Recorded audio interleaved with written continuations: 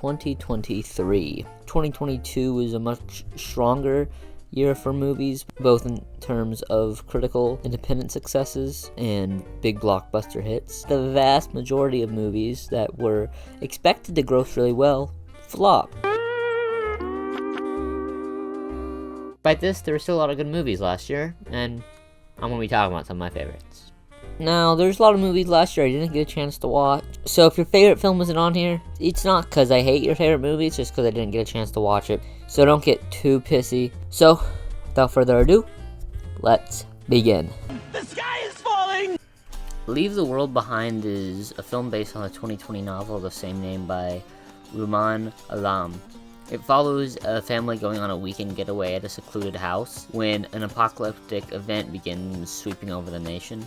This film isn't really about this apocalyptic event, but instead the internal conflict between people as they are living in the aftermath of the onset of this type of apocalyptic event. It's a really great dissection of how American culture is one based on fear and constant paranoia, and in cases where something strange does happen, everyone's so quick to blame each other and jump at each other's throats because no one trusts anyone in this country. And it really just makes a great statement on how unstable American society is, and how at the drop of a hat it would be very, very easy to tear it apart simply by getting people to turn on each other. The film simply uses an apocalyptic event like this to explore our culture and just how broken it is. The point isn't about the apocalypse. The point isn't about the survival rate. The point isn't stopping the apocalypse. The point isn't getting back to a normal. That's not the point of the movie. The point is about people and their relationships with each other, told through the lens of a fanciful apocalyptic event. It's Albert Einstein! Oh my god! Oppenheimer. It's a movie that doesn't need an introduction. It's one of the biggest movies of the year. It's a new Christopher Nolan film. Uses sound design excellently, and it really enhances the experience and helps put you in the shoes of this character, Oppenheimer, as he has to deal with the consequences of his creation. The cinematography is also great, complements the sound design very well. The imagery in the film is beautiful, and it's really the best audio-visual experience of the year. From an purely technical standpoint, this film probably is the best one. I really feel that 3-hour runtime at points, it definitely feels very hefty and weighs you down after a while. It's still a beautiful and captivating movie. It is one of the most powerful experiences I've had in cinemas this year. I couldn't leave it off this list simply because of the sheer impact it had on the landscape of cinema this year. Whoa! Is that blackface, dude? American Fiction, a social satire film written and directed by Cord Jefferson, starring Jeffrey Wright, who gives an unbelievably hilarious and nuanced performance as Thelonious Ellison. It follows a writer who's fed up with the state of the publishing industry. In order to fight back against the system, he anonymously and jokingly writes a borderline racist novel that plays on these stereotypes a little bit too much, and surprisingly to him, the novel gets picked up by a publisher and goes on to become the most beloved and best-selling book of the year. The humor of the film arises as Thelonious has to deal with the consequences of this, and how he internally deals with the morality of lying to an audience like this and pretending that these experiences he writes about are real ones that happen to him. And the film's really nuanced in its depiction of the subject matter and has a lot of very interesting things to say about the sensationalization of black people's voices and their lives by white people. It's a wonderful movie that has a hell of a lot to say that I think you should check out. This year there was one genre that was severely lacking: horror movies. There's a couple here and there that people said were pretty good, but none that truly blew anyone away. However, there was one movie I think really stood out from the rest, Talk to Me, which is made all the more interesting by the fact that this movie was not some big movie made by a big studio or by a big named horror director or anything like that. It's a small indie Australian horror film. The movie has a rather generic plot as far as supernatural horror films are concerned. It's about a bunch of teens who stumble upon this supernatural force, and then they have to deal with the consequences once it gets out of hand. The supernatural force in question, a ceramic hand that allows them to communicate with the dead, is treated almost like a drug. Soon this group begins to become addicted and starts allowing the dead to possess them, and eventually the group has to deal with the consequences of their reckless actions. It's not a perfect film, but it's still a really thrilling one that does something fresh and original with an old and tired concept. It has plenty of horrifying moments while still having interesting and real-world parallels and actual things that it wants to say and messages it wants to get across. It's one of the best horror movies of the year. So if you love horror movies, check this one out because it won't disappoint. Excuse me, what the actual fuck are you doing in my house? Dream Scenario, a darkly comedic fantasy film starring none other than Nicolas Cage, directed by up-and-coming Norwegian director Christopher Borgli. Nicolas Cage plays Paul Matthews, a college biology professor who's honestly a little pathetic. He has these dreams and these passions, but he never really follows through on them because he just lets people walk all over him. As the plot of the movie unfolds, he does in a way achieve his dreams of becoming well known, even if by accident. He begins appearing suddenly and for no reason in people's dreams. As more people learn about him, these dreams begin to turn more sinister, and his image is forever tainted even if he didn't do anything necessarily. The movie uses this ridiculous concept to explore the consequences of unexpected fame in the internet age. It's a very funny film, but in a very surrealist way. Nicolas Cage is really able to capitalize on. He gives one of his best performances, really, in this movie, and it really plays to all of his strengths. Overall, this is just really funny and interesting reflection on our modern fame-obsessed culture and the consequences of that culture, but told through the lens of this really surreal and strange story. Jack, play that back. Now, I don't think that's all for Christopher Borgli, because Dream Scenario wasn't the only film of his that got a wide release in 2023. He actually put out 2 films, the first of which was a Norwegian movie called Sick of Myself. And the film works almost as a companion piece to Dream Scenario in a way, as it touches on similar themes of stardom in the internet age, although it does so in a far more abrasive and edgy way. It follows Signe, a woman who desperately feels the need to be the center of attention at all times, and unlike Paul Matthews, who practically falls into being the center of attention, Signe constantly fights her way to the top. She starts to take dangerous medication in order to slowly rot her skin off, so that she can frame herself as a victim to mass media. We live in a world where people are so obsessed with maintaining relevance, and everyone's constantly fighting to become relevant by any means necessary. This movie may be a bit more on the nose than Dream Scenario is with some of its themes and messaging, but to me that's kind of why it works so well. I am no pervert. Sanctuary is a darkly comedic rom-com / erotic thriller starring Christopher Abbott and Margaret Qualley. Both give fantastic and deeply interesting performances. They have such immaculate chemistry and play off of each other so well. It's about the fringes of sexuality. Its comedy is more dark, and the romance is sort of perverted. It's incredibly engaging despite all taking place in one location, his hotel room, but the movie's able to really shake it up by using different and sort of unique camera angles. What also helps the movie and works in the movie's favor is the writing and the acting, and just how engaging both of these characters are. You really want to come to understand them and what both of their motivations are, because their motivations aren't clear from the get-go. You really want to see how it all turns out. You want to see who's going to get the last laugh, who's going to win, who's going to lose, or if they come to some sort of understanding, or if both of their lives fall apart. If you are looking for a far more interesting take on your generic, feel-good, romantic comedy, and you aren't afraid of getting into the fringes of sexual society, then check this movie out. Let's put another shrimp on the barbie. Is Barbie, directed by Greta Gerwig, written by Greta Gerwig and Noah Baumbach, and of course based on the childhood toy of the same name. It's one of the most interesting, funny, and insightful satires of the modern age. Incredibly absurd the whole way through, and somehow just manages to get funnier and funnier as it goes on. It's not trying to be the deepest movie you've ever seen, it's trying to be a surface level satire. And while normally I would find that kind of annoying, this movie does it in such a self-aware and absurd way that I find it incredibly charming and endearing. It's incredibly on the nose and blunt with its themes of misogyny, patriarchy, and consumerism, and fun and endearing performances. A really fun film, a really silly film, a really absurd film that has interesting things to say.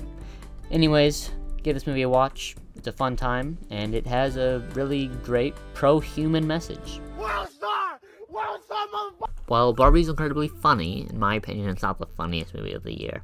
The honor goes to a movie directed by Emma Schlegman, a high school comedy paying homage to sex comedies of decades past, such as American Pie. Bottoms is a bit different than those movies, as it's not so male-gazy, not so straight. It's also very violent, starring Rachel Sennett and Ayo Edebiri as two self-proclaimed gay and untalented high schoolers who desperately want to get laid. Rachel Sennett is quite possibly the funniest up-and-coming actress in Hollywood, and she definitely gets to flex her comedic muscles here. Her chemistry with Ayo Edebiri is truly amazing, and they play off of each other so well. It doesn't feel like it takes place in a real high school. It feels like it takes place in a bizarro version of America. The entire plot of the movie is about, a fight club. It's about an underground high school fight club. It just takes all of this, generic high school concepts to the next level. It's fun, it's stupid, it's insane, it's violent, it's queer, it's very hilarious. And if you want to watch something that's just so strange and weird, but still really funny, then check this one out. I want mommy, I want milk. Earth Mama is a film about a working-class pregnant single mother fighting to survive an unfair situation she's been put into. She works tirelessly to provide for herself and for her children, all the while dealing with a pregnancy and DCF. She cares so much about her children and making sure they have a good life, but throughout the film she becomes jaded to the world and begins to realize the deeply hopeless nature of her situation. We watch as she comes to terms with the fact that what's best for her soon-to-be baby may not be exactly what she wants in a perfect world. Tia No More is really able to capture this character of a single mother, and her only driving force is the idea that one day she might be able to see her kids again. The writing really goes a long way here by accurately capturing the struggles that mothers who are forced to go through this system have to deal with. There are so many little details all throughout that really add to the realism of the movie. It may be a harrowing watch, but it's a breathtaking and beautiful one as well. The harsh realities of the film contrast beautifully with the stunning imagery. Everything just comes together to form such a vivid picture, feels so real and lived in, which we see through the eyes of a woman who's been constantly beaten down by it. But still, she manages to maintain her strength, not give up under the pressure of it all. If not for her, then for her children. Sex is very funny. Martin Scorsese is an incredibly accomplished filmmaker, and there's a good reason for it, too. From classic movies like Goodfellas, Raging Bull, and Taxi Driver to more modern, critically acclaimed films from him like Wolf of Wall Street, Shutter Island, and The Irishman, it's no wonder that his newest film, Killers of the Flower Moon, is just as good. It resembles his previous films in certain aspects, while being new for his filmography in a lot of ways, following a young inspirational man who moves in with a family member and soon begins participating in his illegal and immoral activities. Instead of treating our main character, played by Leonardo DiCaprio, as this underdog, he's a terrible, disgusting human being. No one in the movie is really likable or relatable except for the victim. Robert De Niro is probably the worst character in the whole movie. He's really the mastermind behind this operation, and he's just honestly unapologetically evil. And all of these movie stars in this movie are playing really disturbing, awful, horrific human beings. It's an incredibly disturbing story, but it's one that needed to be told. And I'm so glad that such an established auteur was able to tell it. I wholeheartedly recommend it, but do be warned, it is incredibly heavy and dark, and it never really lightens up or slows down over the gargantuan 3.5-hour runtime. Nice.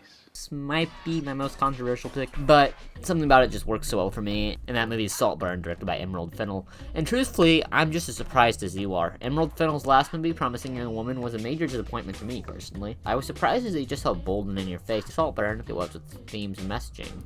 It's so nasty and gross and sexually explicit, and why a lot of films are afraid to be.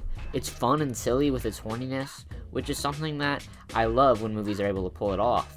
Barry Keoghan definitely puts his all into portraying Oliver, who is on the surface a sweet boy from an unfortunate circumstance, but who is in reality much more cruel and manipulative and conniving than he appears. It's not a particularly subtle film in what it's saying, but that's what I love so much about it. It's so unsubtle, it's so in your face. Stories like these have been told before, and similar themes of anti-wealth are incredibly prevalent in today's society, but what sets this movie apart is how it knows it's not breaking any new ground. It doesn't pretend it's some groundbreaking, intelligent work of art, and instead just goes fully insane and crazy and off the rails. It may not click with everyone as well as it clicked with me, but you're certain to get something out of it. That's for sure.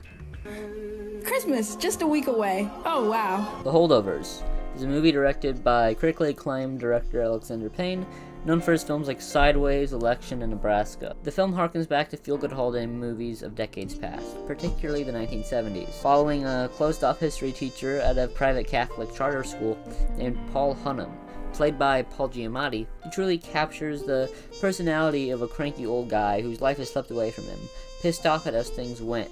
He takes this out on his students. In his eyes, these kids are all privileged assholes who've never had to experience 1 ounce of hardship, remotely close to what he and many others have had to go through. For the most part, he's right.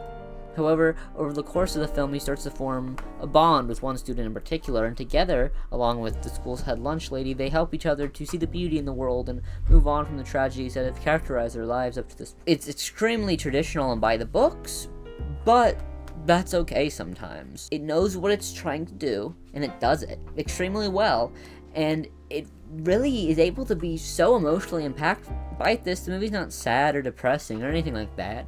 It's still an extremely beautiful and heartwarming movie that you can't help to smile at. It's available to stream on Peacock now, so go give it a watch ASAP.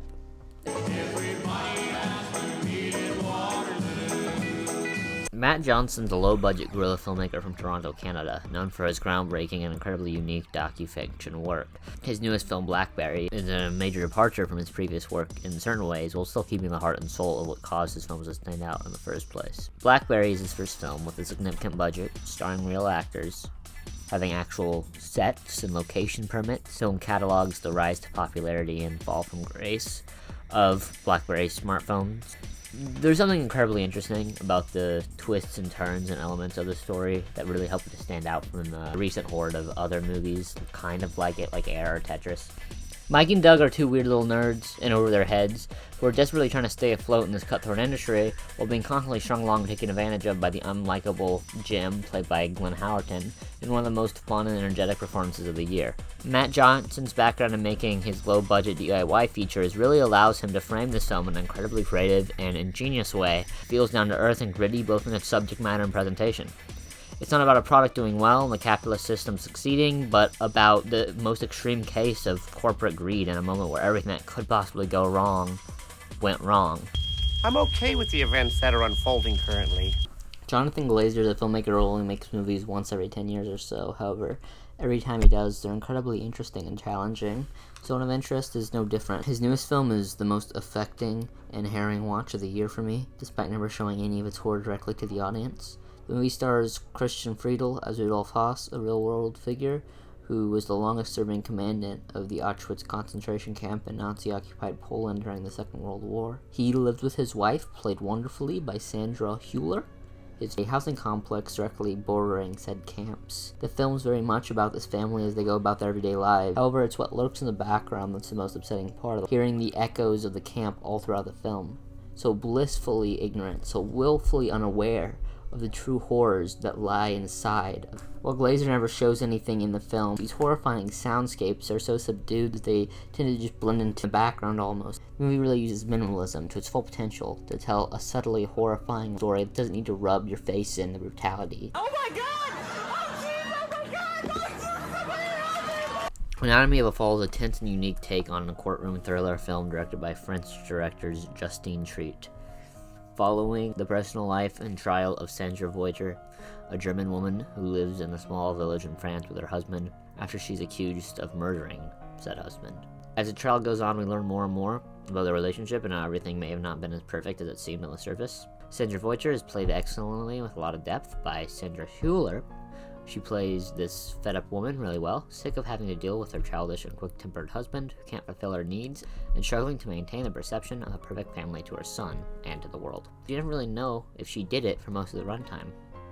It would make sense if she did it given the circumstances, but at the same time you feel like you understand her and don't think it's possible for her to have done it. The movie's really able to play this incredibly intricate balancing act of characterization that's just pulled off so masterfully. It's quite possibly the best written script of the year. The other characters are incredibly well written and performed as well. A 13-year-old Milo Graner gives such an intelligent and interesting performance as the blind son of Sandra. Smart kids are really hard to write since they oftentimes can just end up feeling like adults. But this movie crafts his character so well that sometimes you forget he's not a real kid. If you are looking for a fantastic and emotionally affecting crime thriller, then check this one out. As I'm Mr. Baby, I've never even experienced something like this. Yorgos Lanthimos is a Greek director known for his extremely weird and surreal. Dogtooth and Killing of a Sacred Deer are probably the most well-known examples of this. This movie is just as strange and weird as his other films. It's also a lot less depressing and hopeless in those films. This film follows a reanimated woman named Bella Baxter, played by the wonderful Emma Stone, as she goes on a journey of self-exploration and self-actualization, finding her own way in an incredibly complex world that seemed intent on forcing her. It has such a uniquely dry and cold sense of humor. Here it contrasts with the more human nature of the story in a really nice way. Willem Dafoe gives a standout performance as an eccentric inventor scientist with a dark and hidden past. Mark Ruffalo really flexes his comedic timing chops. He really gives it his all. It's just how beautiful everything looks. The set design makes use of this like Victorian steampunk aesthetic. The movie definitely has the best production design of the year in my opinion. The cinematography is up there too. Such a wonderfully strange movie that is somehow simultaneously Yorgos' most unique, ambitious, and accessible film yet.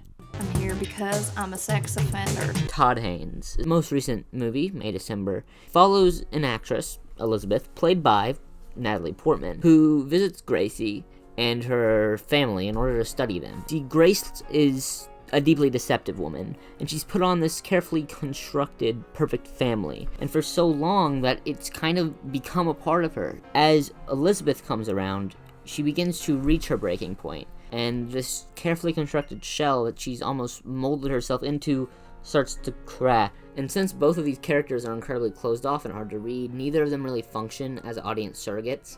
That's where Joe comes in. You see, what Gracie did was when she was 30 or so, she sexually abused a middle schooler named Joe, and then later she goes on to marry him. Charles Melton really gives one of the most heartbreaking and emotionally impactful performances of the year. He doesn't view what happened to him as a tragedy at first, but as the film goes on, he slowly begins to piece together how what really happened ruined his life, basically. But there still is a glimmer of hope there. It's a movie where no one in it really understands anyone else. And that's why the movie works so well, and it really makes for such a weird and interesting dynamic that's really unlike any other movie I've ever seen. Oh my god, it's Spider-Man! There is one film released in 2018 that shook up both the genre of superhero movies and the medium of animation. And this was Spider-Man Into the Spider-Verse, and the sequel, Spider-Man Across the Spider-Verse, is just as, if not more, interesting and bold, following the continued adventures of Miles Morales. Whereas the first film focused on the rest of the universes colliding and coming to him, this movie is much larger and greater than scale. It's an odyssey across many different universes. We do get that traditional villain who threatens to destroy the whole universe, the Spot. I don't really think he gets as much time to shine in this movie as Miguel O'Hara does. He's definitely the most interesting villainous character in the film, as he believes his intentions to be good. The movie also adds more characterization and depth to other characters who didn't get as much in the first film, namely Gwen Stacy, who feels like a fully fleshed out person in her own right here. You know, this is such a stunningly beautiful and incredible, emotionally and investing epic. Take superhero movies and animated movies to the next level. It really blows all of its contemporaries out of the water. I'm in the Grand Budapest Hotel. You think I can't your wife? Wes Anderson is a man who needs no introduction. Known for his quirky and idiocentric films, he's broken new ground in the indie film space in the last couple of decades. His new movie's no different. In my personal opinion, it's his magnum opus. Taking everything he's done, or attempted to do, in his career so far and expanding upon it, taking it to the next level. Wes Anderson movies are typically known for their bright and saturated color schemes. This movie's no different. It's like a caricature of a fictional mid-century American desert town. Something else that Wes Anderson does that many people say makes his movie hard to connect with is his characters. These characters often feel inhuman and weirdly alien, which is ironic for this movie in particular. The movie explores the cast of characters in a small desert town as they're trying to come to terms with the fact that aliens are real and they are aware of the existence of humans. This story would be enough to support a film on its own, but there's more to it. This alien narrative is only one of 3 concurrent narratives in the movie. See, the movie doesn't actually take place in this hyper-stylized reality. It takes place in a world where the film itself is a play, and the movie we're watching is a radio drama retelling of the events of the play. You know, the actors themselves don't understand the play they're making. They don't know what the purpose of it is. This really reflects new audience members' reaction to all Wes Anderson movies, especially his newer output. It's not just being meta for the sake of being meta, as the movie actually has something to say about the inherent personal nature of art For people who love a style like this takes that style and does something completely and wholly original and interesting and meta with it that I haven't really seen any other Wes Anderson film, or film for that matter, try to do, at least not in this way. It's like the final boss of Wes Anderson films, you know, and I couldn't be happier with it. So check it out if any of this interests you, and if not, maybe check it out anyways. It's just so deep and interesting and rich thematically, and addresses basically all the criticisms that Wes Anderson has really ever received in such a fun and ingenious way, really. Thanks for watching. Please let me know what movies you enjoyed from last year, and what you thought I was missing in the comments below. Don't forget to like and subscribe if you enjoyed the video, and I'll see you next time. Goodbye.